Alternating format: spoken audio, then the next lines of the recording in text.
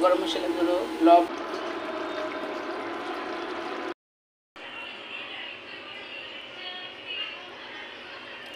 আজকে আমি রান্না করবো হচ্ছে মুরগির পাখনা। আমি অনেক দিন ধরে এই পাখনাগুলো জমিয়ে রেখেছিলাম। আজকে এগুলো এখন রান্না করার জন্য নিয়ে নিয়েছি। এখানে হচ্ছে পাও আছে, দুইটা একটু চামড়া আছে, আর এখানে একটু কবুতরের গুড় ছিল ফ্রিজ। আজকে খুঁজে পেয়েছি একটু, ওকে এক পোটলা কবুতর গুড় অল্প একটু, এগুলো মিলিয়ে রান্না করবো দুইটা একসাথে। এখানে পেঁয়াজ কেটে নিয়েছি, আর এখানে হচ্ছে যে চিংড়ি ভাজি করবো ডিম দিয়ে, সেটা আমি এখানে কেটে নিয়েছি এরকম করে পাতলা পাতলা করে। এগুলো আজকে ভাজি করবো। তো চলেন রান্নায় চলে যাই। এই তো চুলায় কড়াই বসিয়ে দিয়েছি,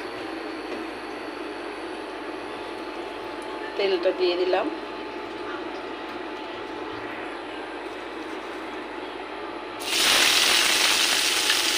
বেশি করে পেঁয়াজ দিয়ে দিব।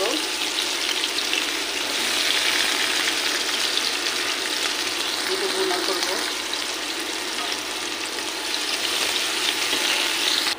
আমি আগে থাকতে কেটে হলুদ, মরিচ, ধনিয়া গুঁড়ো, গরম মশলা গুঁড়ো, লবণ আর আদা রসুন দিয়ে মাখিয়ে রেখেছি। আর এই পাশে দেখেন আমার পেঁয়াজটা ব্রেস্তা হয়ে গিয়েছে। এখন এটা আমি ঢেলে দেবো, তাহলে সুন্দর একটা ফ্লেভার আসবে এর জন্য।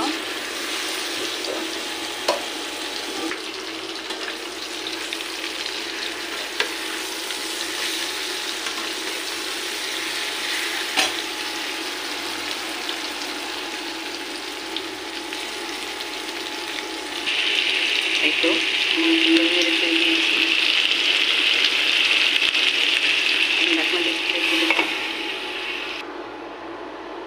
এই তো মাংসটা আমার এরকম হয়ে গিয়েছে। কষিয়ে নিচ্ছি মাংসটাকে আমি এখন ভালো করে একটু। এটা আমি এখানে কয়েকটা আলু দিয়ে দিয়েছি, ওটা দেখালাম না। একটু কয়েকটা আলু দিয়ে দিলাম বাচ্চাদের জন্য।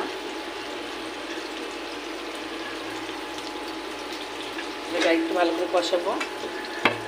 আর এই পাশের চুলে আমি একটু চিংড়ি ভাজি করার জন্য কাঁচামরিচ দেবো না, শুকনো মরিচ দিয়ে দিয়েছি, পেঁয়াজ কুচি দিয়ে দিলাম, আর শুকনো মরিচ কেটে দিয়েছি। আমি এখানে একটু আদা রসুন বাটা দিয়ে দেবো, দিয়ে দিলাম লবণ।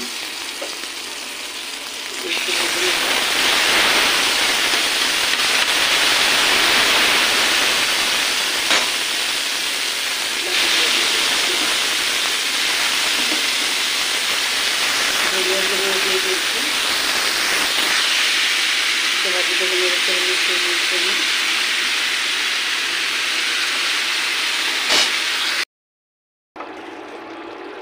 এখন দিয়ে দিচ্ছি যে আমরা আর রসুন দিয়ে দিলাম।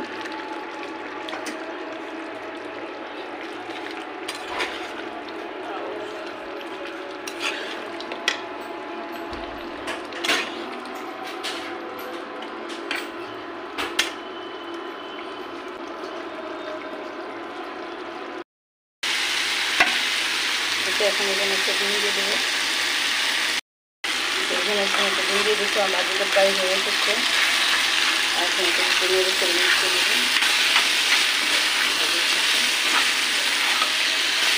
আমি আগেও দিই, কখনো আবার পরেও দিই। পেঁয়াজ ভাজার সময় ডিম দিয়ে দিই। একটু ভাজিটা আমার হয়ে এসেছে, আবার নামিয়ে নেব। আর এই পাশে মাংস আমি ঝোল দিয়ে দিয়েছি, একটু পানি দিয়ে দিয়েছি ভালো করে, যাতে আলুটাও সিদ্ধ হয়ে যায়।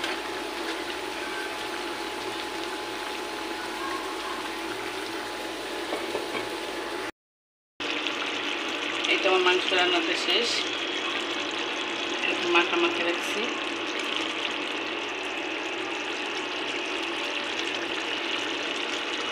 এটাও হয়ে গিয়েছে। আজকের মতো এখানে, আল্লাহ হাফেজ।